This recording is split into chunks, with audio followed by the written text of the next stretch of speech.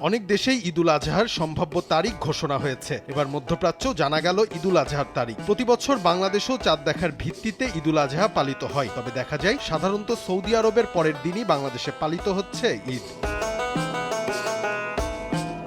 Saudi আরবে 17 মে পবিত্র জিলহজ মাসের চাঁদ দেখা গেছে বলে জানিয়েছে দেশটির কর্তৃপক্ষ। সেই হিসেবে দেশটিতে 10 জিলহজ 27 মে পবিত্র ঈদুল আজহা উদযাপিত হবে এবং ঈদের আগের দিন 26 মে পবিত্র হজ পালিত হবে। সেই হিসেবে চাঁদ দেখা সাপেক্ষে 28 মে বাংলাদেশে ঈদুল আজহা উদযাপিত হতে পারে।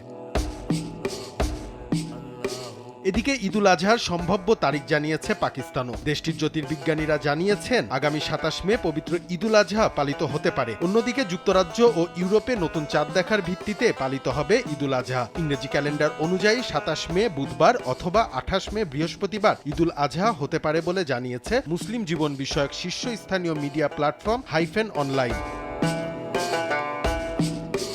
এছাড়াও ঈদুল আজহার সম্ভাব্য তারিখ জানিয়েছে সংযুক্ত আরব আমিরাত। বৈজ্ঞানিক হিসাব নিকাশ অনুযায়ী হজ বা আরাফাতের দিন পড়বে 26 মে, আর পবিত্র ঈদুল আজহা পালিত হবে 27 মে। এদিকে পবিত্র ঈদুল আজহার তারিখ ঘোষণা করেছে আফগানিস্তান। আগামী 27 মে দেশটিতে পবিত্র ঈদুল আজহা বা কোরবানির ঈদ উদযাপিত হবে।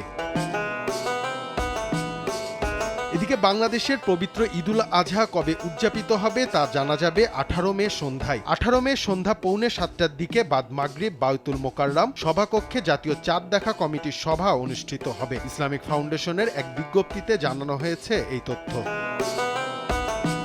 ডেস্ক রিপোর্ট, দেশ টিভি।